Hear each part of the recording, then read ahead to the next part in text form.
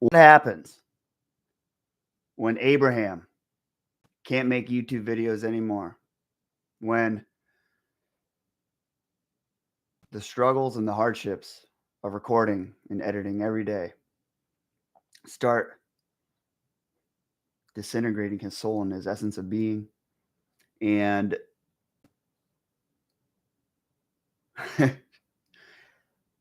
and overworking himself takes away from the calling that God has placed in his life. Today, we're going to be talking about that. I'm just kidding. We're not at all. We're going to be picking up where we left off last time in regards to replacing the pinnacle of your hierarchy, your belief hierarchy, from whatever it is. So either God or whatever you believe, which was, if you don't believe in God, I would say, I still believe, I truly believe this. I've thought about it a lot, wherein I think the Christian belief and the belief as written in the text is the most logical way to live your life. I truly believe that. And so having a belief hierarchy, we know that whatever is at the top of that, that's going to be what's pulling you along, even during the times when you don't know it. Right? And I was discussing last time about how in Genesis, we're in the story of Abraham where he encounters these angels. God comes down and talks to him, and then God says he's going to nuke Sodom and Gomorrah, basically, and because he's been hearing things about this town and how they have kind of devolved into heretical actions, basically heresy, and how the town has just went to a state that is so chaotic and so disgusting that it needs to be purged from existence, which is kind of controversial to think about, but it's an example of what happens when you replace whatever the highest thing of your pinnacle, your hierarchy for being, basically, when you replace that with the pursuit of pleasure and just wanting to do things that make you feel good at the time, right? Which can be done at the cost of others and at the cost of yourself without knowing it. And so we're just going to be continuing that journey. We left off last time, Friday, on verse like 16 or 17. And so we'll pick up there. I can't stand the YouTube, I quit YouTube trend thing right now. I don't like it. I think it's like, I don't care. I think if you if you feel like you should quit YouTube, you should quit. And I don't think, I guess that kind of goes into what I think if people had, well, there's people online that I attain knowledge from that I'd be upset in a sense wherein if they were to quit, I would lose something, I think. But that would also mean that I would have to have faith that God is going to supplement me with something else in their stead, with them being gone now.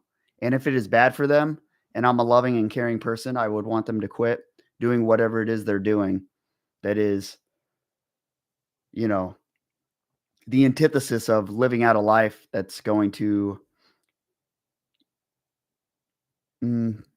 be fulfilling and purposeful and bring them joy and happiness. And I don't know if joy and happiness is proper to state there. I would say provides them purpose. Because as we're talking about today, having the pursuit of pleasure and happiness at the top of your desires, at the top of your purpose for being, it leads you astray, gets you off the path, and well, we'll talk about it here. So we're in Genesis, what is this, 19. I'll start from verse 15. It says, with the coming of dawn, the angels urged Lot, saying, hurry, take your wife and your two daughters who are here, or you will be swept away when the city is punished." When he hesitated, the men grasped his hand and the hands of his wife and his two daughters and led them safely out of the city. For the Lord was merciful to them. As soon as they had brought them out, one of them said, "Flee for your lives. Don't look back and don't stop anywhere in the plain. Flee to the mountains, or you will be swept away."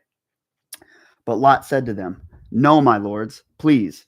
Your servant has found favor in your eyes, and you have shown great kindness to me in sparing my life. But I can't flee to the mountains. The disaster will overtake me, and I'll die. Look, here is a town near enough to run to, and it is small. Let me flee to it. It is very small, isn't it? Then my life will be spared." He said to him, "Very well. I will grant this request too. I will not overthrow the town you speak of, but flee there quickly, because I cannot do anything until you reach it." And in parentheses, it says that is why the town was called Zor. And down here, it says Zor means small. It must be a small town, which is what he indicated. He said to him, "Very well, I will grant that request too." Yeah, that is why the town was called Zor. Okay, picking up at verse 23. By the time Lot reached Zor, the sun had risen over the land. Then the Lord rained down burning sulfur on Sodom and Gomorrah from the Lord out of the heavens. Thus he overthrew those cities and the entire plain, including all those living in the cities and also the vegetation in the land. But Lot's wife looked back, and she became a pillar of salt. That's rough. Early the next morning, Abraham got up and returned to the place where he had stood before the Lord. He looked down toward Sodom and Gomorrah, toward all the land of the plain, and he saw dense smoke rising from the land, like a smoke from a furnace. So when God destroyed the cities of the plain, he remembered Abraham, and he brought Lot out of the catastrophe that overthrew the cities where Lot had lived. We spoke on that last time about how it's amazing and caring that God remembered Abraham and his promise to him, and out of God's caring and compassion, he saved Abraham's friend, even though Lot himself has absorbed the culture and is displaying the same mindset as the people that are around him that God has deemed set for destruction, basically. Picking up at verse 30, Lot and his two daughters left Zor and settled in the mountains, for he was afraid to stay in Zor. He and his two daughters lived in a cave. One day, the older daughter said to the younger, "Our father is old, and there is no man around here to lie with, as is custom all over the world, all over the earth. Let's get our father to drink wine and then lie with him and preserve our family line through our father." That night they got their father to drink wine, and the older daughter went in and lay with him. He was not aware of it when she lay down or when she got up. The next day the older daughter said to the younger, "Last night I lay with my father. Let's get him to drink wine again tonight, and you go in and lie with him so we can preserve our family line through our father." So they got their father to drink wine that night also, and the younger daughter went and lay with him. Again, he was not aware of it when she lay down or when she got up. So both Lot's daughters became pregnant by their father. The older daughter had a son, and she named him Moab. He is the father of the Moabites of today. The younger daughter also had a son, and she named him Ben-Ami. I believe that's how you pronounce it. He is the father of the Ammonites of today. Yeah, and so obviously it's disgusting. And it's I'll speak on all this. So we see now that God nukes Sodom and Gomorrah basically. He just does, right? And Lot runs away from the city after the angels warn him. And you can see just from the disgusting acts of the daughters getting the father drunk in a cave and then sleeping with him in order for him to impregnate them, for them to carry on the family line. That sort of behavior would be congruent to what you would think God would find as disgusting, right? And not in accordance to how he wants us to act or interface with this world, right? And that would be absorbed through the culture that they're in and they were around. It's like evil seeps into your being and your behavior in ways that you don't even realize. And a lot of times until it's too late. And I know, and another thing is Lot, his wife, we see how she looked back and turned into a pillar of salt. And a lot of times, I've heard other preachers talk about this, how that's kind of a depiction of don't look back, right? Like, don't look back. When God tells you to leave, go, right? Don't look back. And I believe that to be the case in some places. It's so crazy because the Bible is so amazing wherein one person can read it and draw something from it, and then another person can read it and draw something completely different. So maybe in a season in one person's life, when they read it, God's telling them, don't look back. And another person, they read it and it could be something different, such as you disobeyed God's order by leaving the town, right? By looking back, right? You interrupted that action of running away by stopping and looking back. And so there's like multiple interpretations of every text in the Bible. And that's what makes it also so amazing. That's what makes literature amazing, period. I even glean like wisdom and stuff from fictional books. And nevertheless. So my notes here in regards to what happens when you replace the most important aspects of what the things that you perceive are the most important things in your life to strive for. When you replace that sort of motivational foundation with just pure pleasure, the seeking of pleasure, I wrote that the psychological and I would say biological relationship that we have with pleasure and the mechanisms that ensue as we seek desires and experience them operate in a manner that disallow us from experiencing the same level of pleasure as we become familiar with the event or subject at hand from which the pleasure was derived from initially. And I stated on Friday how over time, the first time you do something, it's awesome. Like, it's so exciting. It's new. It's kind of scary and dangerous.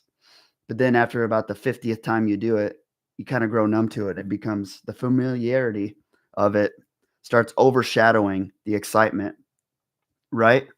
And it's just like people. You can meet someone and be really excited to meet them and this potential of this new relationship in your life and what that can entail and all the things that can bring you. And I don't just mean in like a networking business sense, like financially, but I just mean in regards to fulfillment and like filling voids in your heart, right? And appeasing the feeling of loneliness in life. Everyone desires that. And you can get excited about that and you can start looking at someone that just came up to talk to you. What you see is the potential of that relationship. You don't actually see them. That's what I would argue. And sometimes that can overshadow things that should warn you about that person. Or it can kind of, if you get too excited about it, that feeling and how it diminishes over time, if you are a person that's self-reflective of your thoughts and emotions, you can start to notice how you're not really excited for it anymore. And you can go chase the next excitement and the next person and discard them because they're not really that fun to talk to anymore, right? And that's an example of exactly what we're talking about, where the first time you do something or seeking the first time that you gain pleasure from an activity, the amount of dopamine that gets just like brought about in your head that gets released, it's not the same as the 20th time. And it's hard to pin down. It's hard to really logically think about because we don't notice these things happening. Not in in a transparent manner where we like see the things going on in our head. And when I was doing the studies for this and researching for this, I know there's this guy, philosopher Friedrich Nietzsche. Um, he's very famous. He's brought about, Jordan Peterson talks about him a lot, and other people do. When I was looking this up, he stated that he's a philosopher from early 1800s, 1900s, and not late 1800s, early 1900s. And so this is from his book called The Antichrist and the Will to Power. And I know I said Antichrist, and he did not believe in God. This guy did not. But he also stated way back in the day that he perceived that the worst thing to happen to culture is the death of God, and how that there's going to be ramifications from that. There's going to be ramifications of that in the future. And we're seeing that play out today. Nevertheless, he stated in regards to the paradox of hedonism, he said, happiness cannot be pursued, it must ensue, and it only does so as the unintended side effects of one's personal dedication to a cause greater than oneself, or as the byproduct of one's surrender to a person other than oneself. The more man tries to demonstrate his sexual potency, or a woman her ability to experience orgasm, the less they are able to succeed. Pleasure is and must remain a side effect or a byproduct, and is destroyed and spoiled to the degree to which it is made a goal in itself. And I made a side note that was personal from me that said, this brings merit to how the Bible speaks on sacrifice, and how sacrifice is needed, and how all these things in regards to how God describes us carrying out being a Christian, like actually what that looks like in the world, and how the perfect exemplification of that is Jesus, and how much he suffered, and how suffering is required, and it should be talked about more. And it's so true. I agree with Nietzsche so much. The more you strive for something, when it comes to pleasure, it's like the less you're able to succeed, because you grow numb to it. It's just like my example last time about drugs that are uppers, that first line you snort or whatever it may be. It's like you're always chasing that high for the rest of the night. And if you have experience with drugs, you know that. And that's so crazy, because it's how it is in life too. When you do something really exhilarating. And the biggest thing what Nietzsche said here is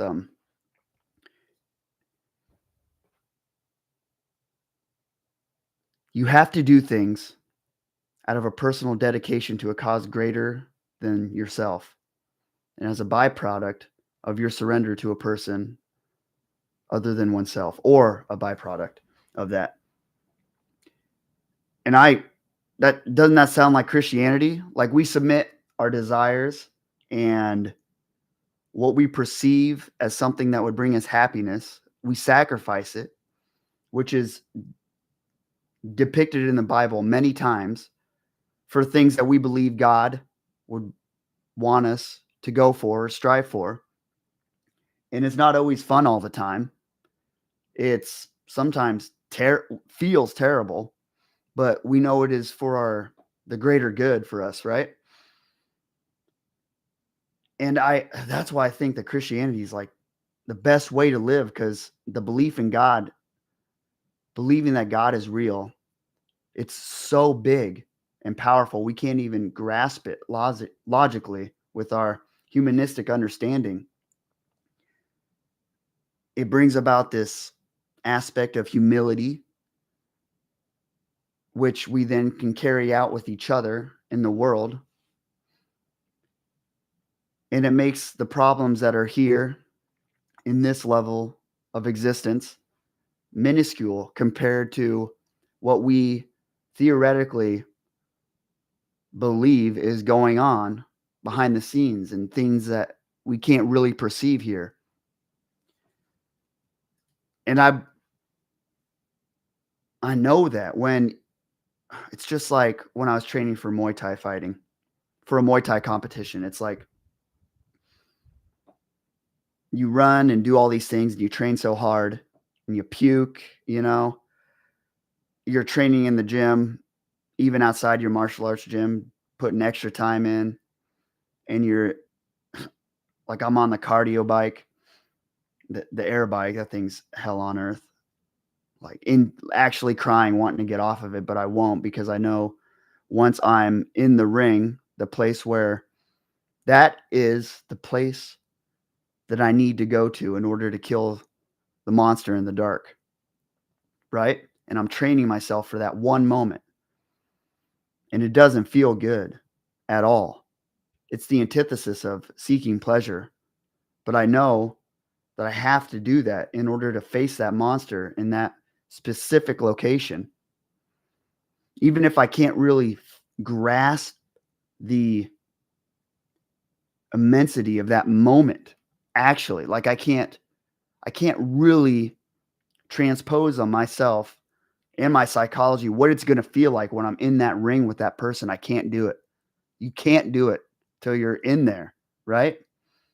And you can apply that to anything in life. You don't know how it's going to feel till you're actually there. All you can do is try to replicate it or create a scenario that is as close to it as possible, which in some sense, that's what we do when we train for anything or when we're learning anything or any subject material, is we're increasing our knowledge base for it. And then we start to mimic the actions that we perceive ourselves as needing to enact when we get to that said place or that said level of understanding where we carry out our knowledge base, right, into this whatever role it is. Let's say the example is a job or a career position.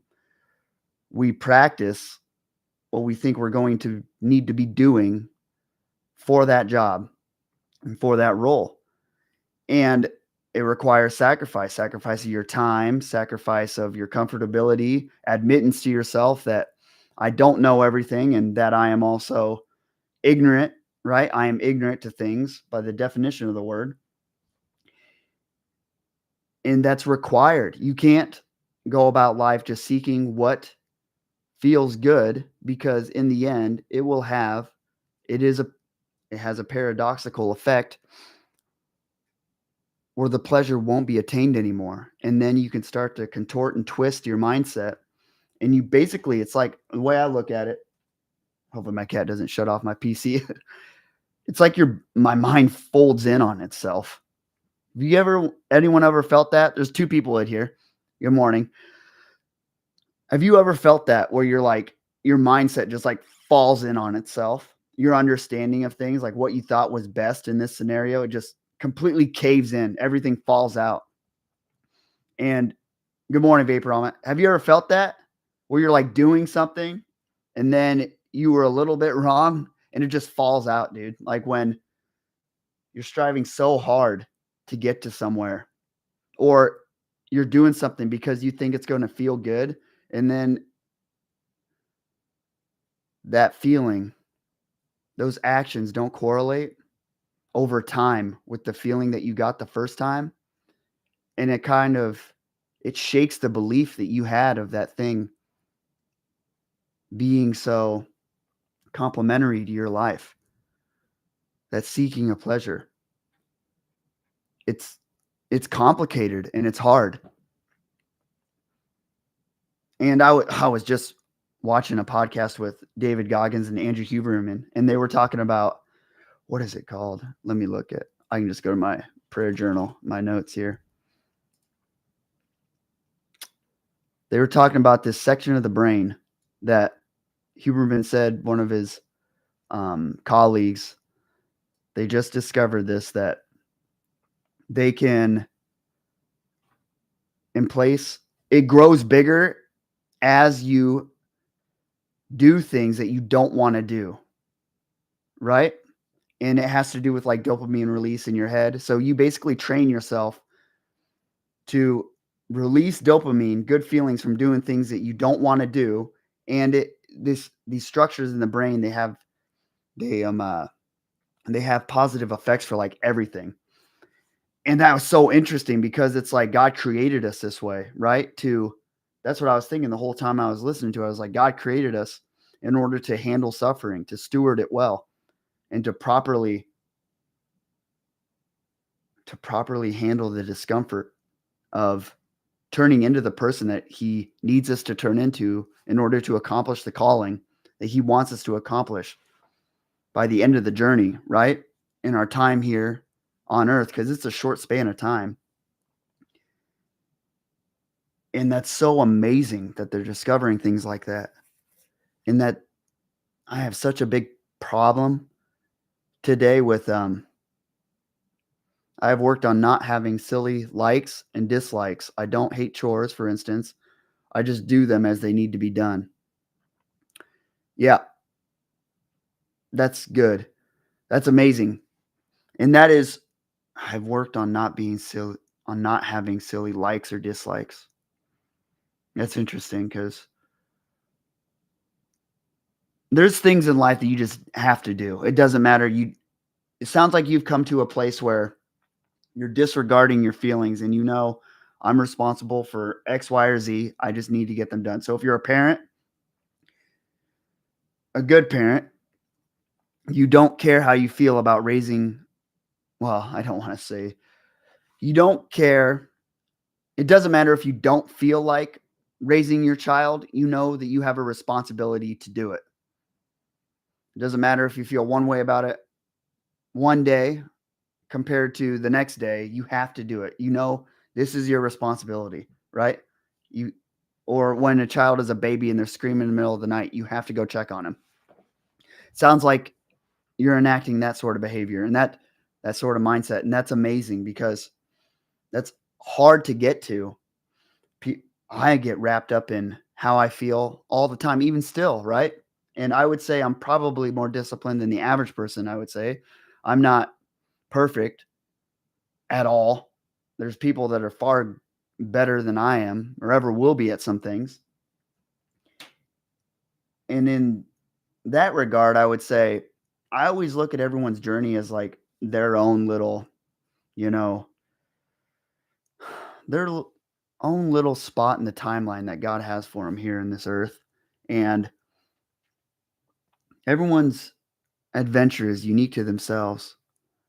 And so, what I'm struggling with now and what I like or dislike or my feelings, it's not necessarily going to be the same for somebody else. And I look at that from a standpoint of, well, from a place of humility, wherein it doesn't mean that I'm better than anyone, and it doesn't mean that anyone's better than me necessarily in regards to being compared to each other as having greater value than each other. I don't believe, which allows you to look at other people and look at things and appreciate them for their differences and the place that God has them in their lives.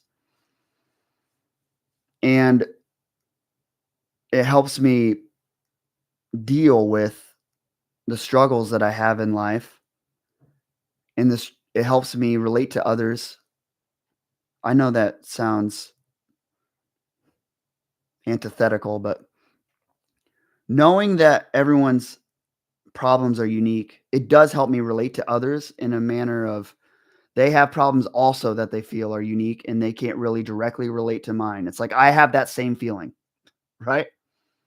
And we both have to disregard that feeling in order to relate to each other, really.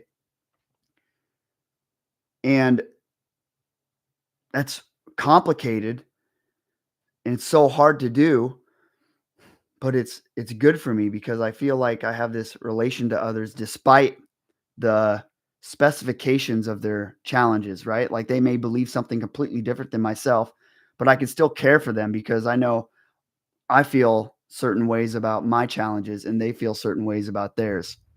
And despite our challenges being different and despite our perspectives being different, what's hard for me might not be hard for them and vice versa. I can still relate to their struggle. Everyone struggles.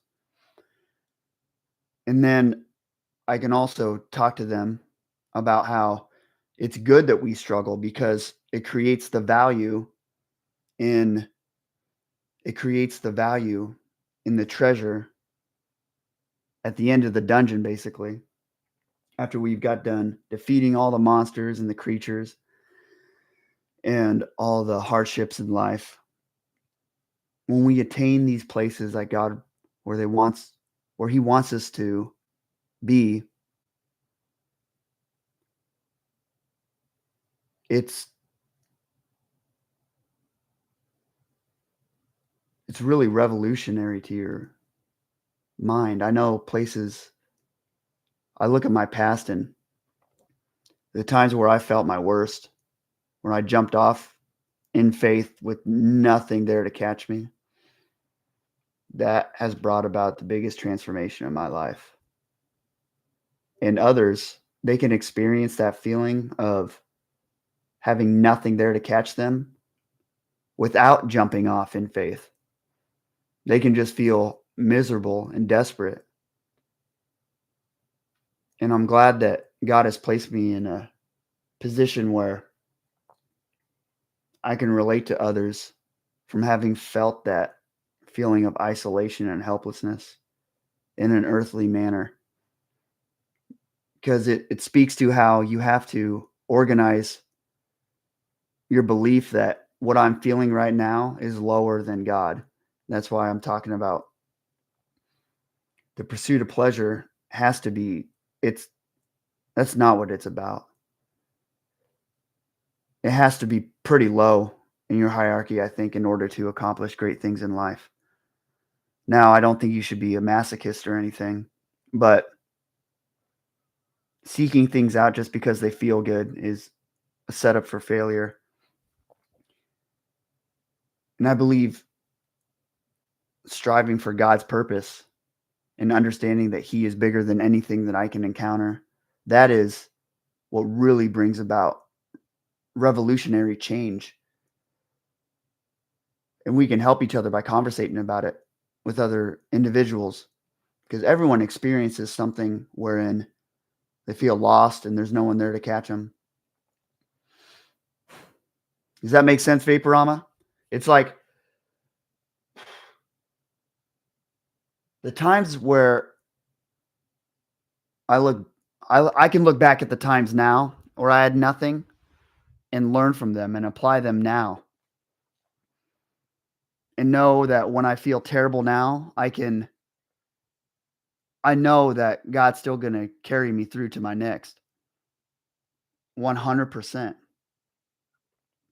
I've been having a lot of kind of challenges lately in regards to people wanting things in their life because they perceive it as being the next level for them just because some person they look up to has it, even though that doesn't necessarily mean God wants that for them during this moment of time in their life or maybe ever. But they think it's what God would want for them just because they see the person that they look up to as being happy, having the thing, and therefore they want the thing. And so when people start striving for this, they're striving maybe not necessarily for the thing, but they're striving for that feeling. They're striving for that pleasure, right? And I think that them receiving that revelation from viewing another person as having it rather than it being given to them by God, which it's case by case, but I think that makes it so it's not as formidable and it kind of blows over. Like if you think about a straw house that gets hit by a hurricane, it just blows away. That's what I kind of look at it as. And I think a lot of people know what they need to do in order to make their lives better. It's just they don't want to experience the suffering or pain to get there. And I know there's some places mentally that you can come to wherein you can't see a better place. So you don't know what to do. And I think in those cases, You need like counseling or an act of God or something to bring you about to a new realization that you can improve your life, right?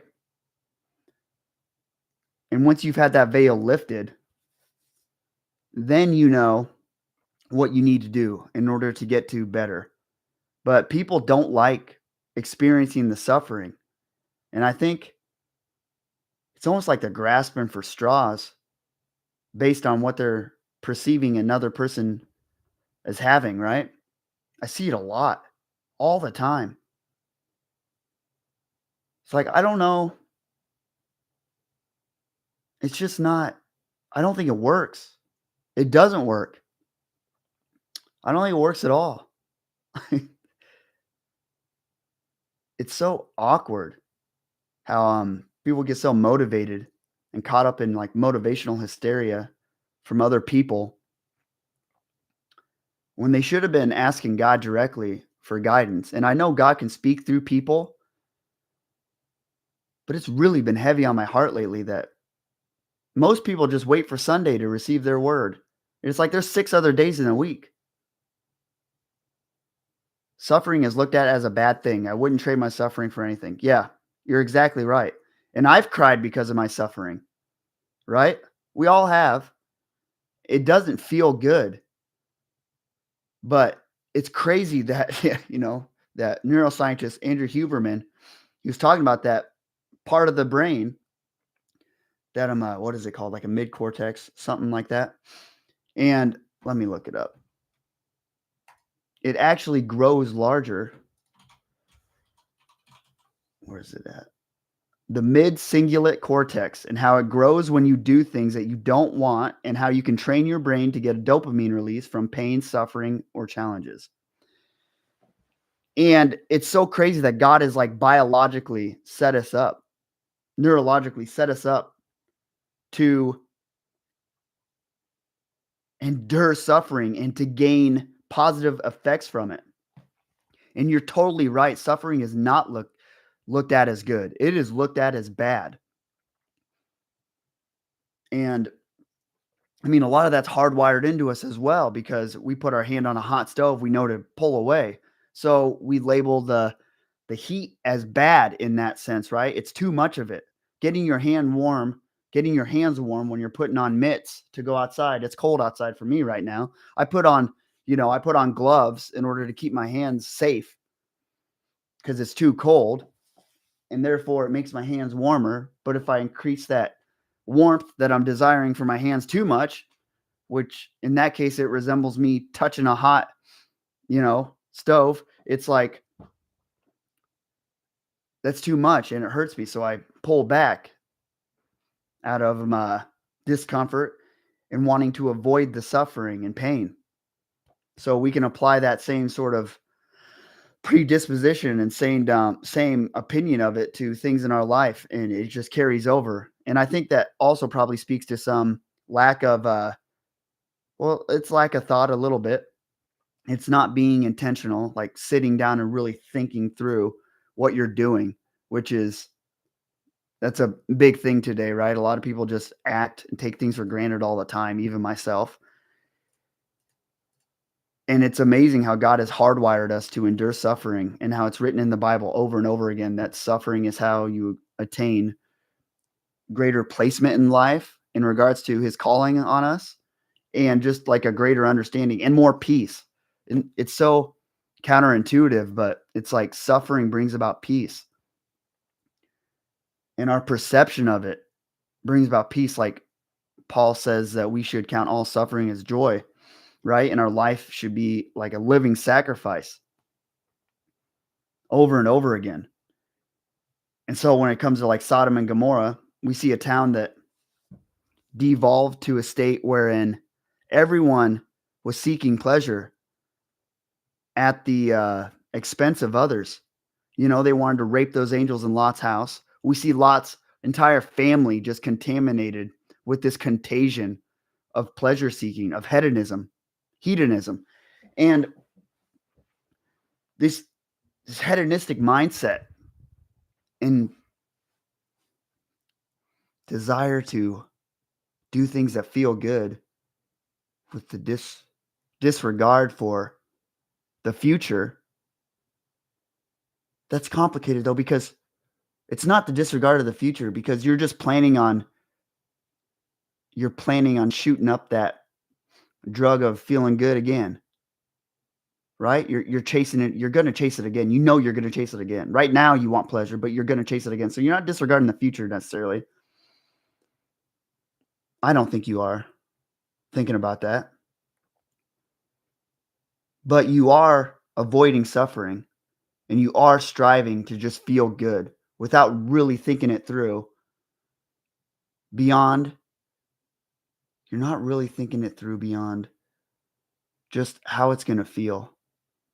And you can see how it affects his family. His daughters get him drunk and rape him. Their own dad. It's disgusting. That's disgusting behavior. It's disgusting behavior where the way that Lot tried to save the angels from getting raped is to just throw his daughters out there to get raped instead. That's when you know that your perception of good is just totally twisted. When that is an act of kindness to you, right? You can see it turn on its head. And it's powerful. Who you allow not only around you, but in your head determines so much, things that you don't even realize. And it slowly just kind of degrades over time. It's like shifting sands. And little by little, your perception of things just start either veering one way or the other. And you look at yourself like a year from now and you don't even know it, but you're a different person. We're always changing. Our understanding of things is always dying, and a new understanding is always being birthed. And if we're not cognizant of what is actually being birthed,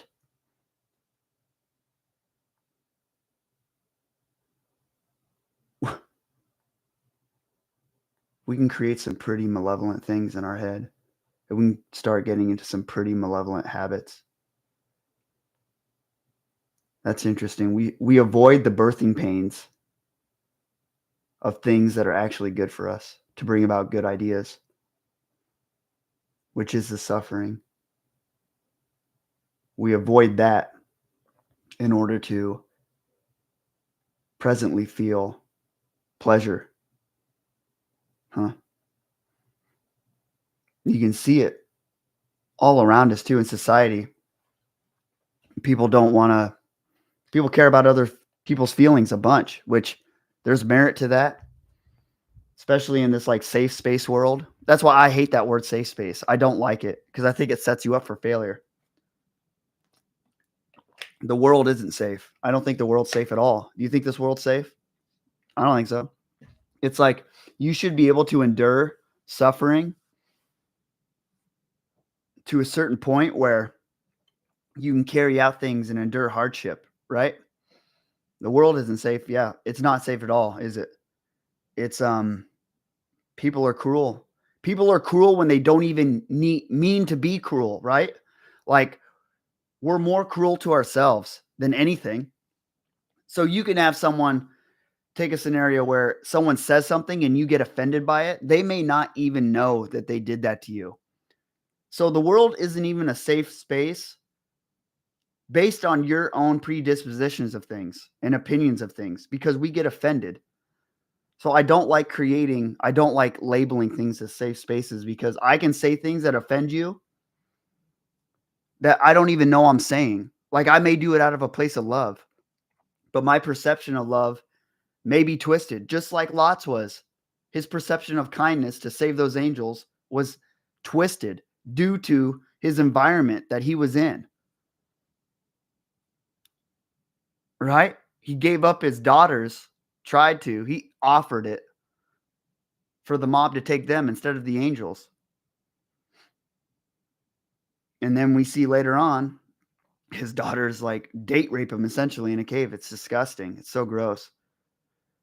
And then later on in the Bible, you see that the tribes that are brought about through those lineages, they give the Israelites, they give God's people troubles all throughout the Bible, which also goes to, it's interesting how God must have known all this, and yet God still saved Lot due to his caring and compassion, due to his caring nature for Abraham, right? It said that God remembered Abraham. And that's also, it's really important to know, because if God wants us to suffer, which it's not that it says Jesus learned obedience through suffering. I can't say God doesn't want us to suffer. That's interesting. I can't say with a pure heart now that God doesn't want us to suffer in at least some way. Purposeful suffering, that's what I would say. He doesn't want us to suffer for no reason, right? Which we do, ironically, by seeking pleasure. By avoiding suffering, we end up suffering. We end up going down a path of purposeless suffering anyway, because you grow numb to the enjoyment that you gain from seeking things that just make you happy. And you know that. If anyone here ever listens to this that had a habit of doing drugs or currently do, you know what it feels like. You know what it feels like. It's not really that great. Even when you're getting high, it's not that awesome. It's just you're escaping being sober, because you know being high is better than being sober. It at least feels a little different, because sober is our default state. So we are enacting a sort of ritual by taking the drug or doing the drug or smoking the pipe or snorting the line. There's some ritualistic tendencies to it. And we know it's not our default. And our friends that we hang out with while we're doing drugs, they're saying they feel good too. So it brings us out of our default state. So we're doing something to get out of our current predicament. And we think it feels good, but we know that it's hollow, right? And you know that. If anyone here listens to this is an addict or used to be an addict, you know how it feels. It feels like chains. It doesn't feel like roses. And man. Yeah, so here in verse 29, so when God destroyed the cities of the plain, he remembered Abraham and he brought Lot out of the catastrophe that overthrew the cities where Lot had lived. Doesn't that speak to God's kindness? Lot, as messed up as he was, he still saved him. That's crazy. Because of Abraham, it seems like. He remembered Abraham and he brought Lot out of the catastrophe. That's so amazing. So I'm going to end here. I have to go lead class at church. It's snowing. That's disgusting. I don't want that. I would say this. I think I'm going to stay here for next time too, because there's things I want to get to. I think the scenario where his daughters raped him, there's a lot in that. There's a lot in that. You see the way that Lot treated his daughters, offering them up to the mob, which he perceived as kindness. I'm going to stay in this section for just probably one more. I will be back on Monday, 8 a.m. Central. And I would leave you with this. I would be mindful, you too, Vapor, I would be mindful of what you gain pleasure in and the actions that you are taking, not just what you're thinking about. I know so many people that want to get to a better place in life, and they constantly ask, like, how do I get there? They don't know how they're getting there. And they constantly listen to these leaders and motivators and mentors on what to do, and they constantly attend these courses, attend these classes, watch these sermons over and over and over and over. And I know some of them are asking themselves, why am I not getting anywhere?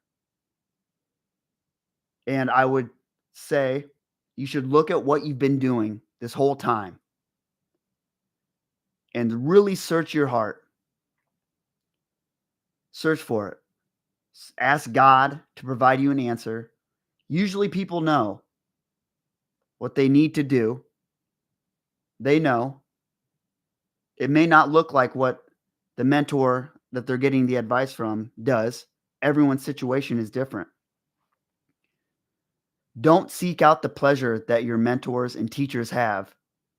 Seek out the purpose and seek out the way and the suffering that God wants you to suffer in order to bring about a greater revelation and peace in your life. To get to the promised land, you got to get through the wilderness. There is suffering there. And God will get you through it if He wants you to endure it. It's not a bad thing. You have to embrace the darkness in order to come to the light. Don't think just because it worked for someone else is going to work for you. Everyone's situation is different. Don't strive for the pleasure and motivation from humans. Seek God, the Bible. And if you have no understanding of the Bible, then I understand going to someone and getting some semblance, some framework for when you go into it yourself, right? I get that. But go directly to the source. Just don't fall into the habit of waiting every Sunday for a word, waiting every Wednesday for a word, or people that watch this wait for me to come on in order to get some advice on something. Don't do that. Look at yourself and take the time. Get alone with yourself and ask yourself, if you believe in God, ask yourself, where does God want me? Ask Him. And then ask yourself, what do I want? What does that look like? What is the person that has that? What do you think they do? And then you can start breaking that down into like micro goals that you can increase over time and get to that place. You can always get better than where you're at.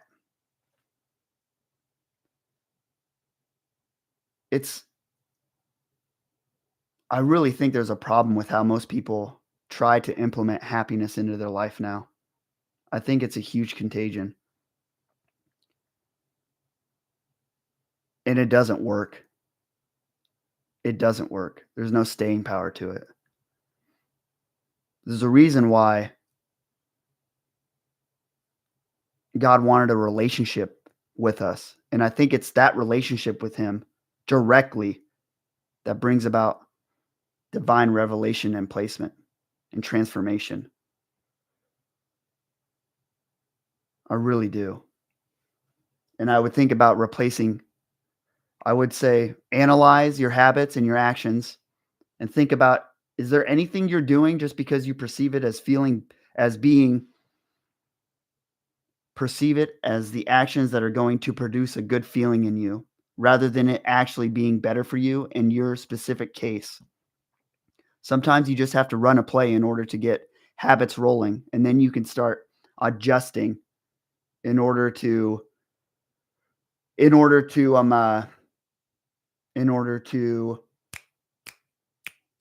adjust the attributes for your specific calling in life. But I really would analyze, am I doing something just because other people are saying it feels good and I perceive it as that? Or am I just doing that because I'm avoiding the pain of the things that I really need to do? Think about that, and we can talk about it on Monday, tomorrow. Yep, that's right. Good morning, Carlos. And I got to get out of here, go lead class at church. I love you, and I thank you. Get a hold of me. And yeah, like this thing, please. Subscribe it. Share it if you would. And God is good. Man, I love you. I've seen, in regards to that quitting YouTube thing, I'll just say this before I leave. It's interesting how God places things right in front of you. I seen Rick Rubin um yeah, Rick Rubin, right. He he's a great music producer, and he said great art, how you do that is you do what you want and disregard what everybody else wants, and that's how great artists come about. If you apply that to media, right? And I don't think it's any coincidence that, God's the greatest creator ever, right? Yeah. He wired us that way. That's where the purest form of art comes from, is doing what we're really excited and passionate about and disregarding what we see around us or what other people are doing or care about, right? When we really lean into how God has built us. I know that. And it's interesting because he's the greatest like music producer maybe ever, one of them. It's uh, that's crazy because he doesn't really know anything musically, but he does because he trusts his own opinion and his passions. That's crazy because all these people are quitting YouTube because of the editing schedule and all the time it takes. I just was watching this guy. I think what's his name? Rico Beats or whatever. And he was saying how he found it really interesting too, because he just gets on and does what's important to him and what he's passionate about, which is what I've been led to here. Because I started coming on here doing like edited videos and stuff. I have an Adobe Premiere Pro subscription and all that, doing captions and uploading shorts to social media. And now all I'm doing is but I'm going live and we're organically going on this adventure together and organically manifesting truth through our differences and perspectives. And it's like a communal journey. And it's interesting to me. And I'm like studying psychology and philosophy like every day, doing stuff I was already passionate about. And I love getting on here. I don't have to think about it. I don't have to dread it at all. I'm just doing something I love. And if people like it, they like it. And it doesn't matter because it is a positive addition to my life. I'm challenging myself by learning all this material. And there's still suffering in it in regards to spending the time and dealing with complicated issues or reading psychological matter that applies to my life. And I start looking at myself, I'm like, well, I'm an idiot here. Like, yeah, that part's hard, but it's amazing and I love it. I love getting on here. Therefore, if you do things that you're passionate about and disregard what everyone else thinks, you don't have to run into getting burned out. It'll just grow your talents and habits. Something to think about. I'll see you all Monday. I love you. Have a great rest of your day and peace.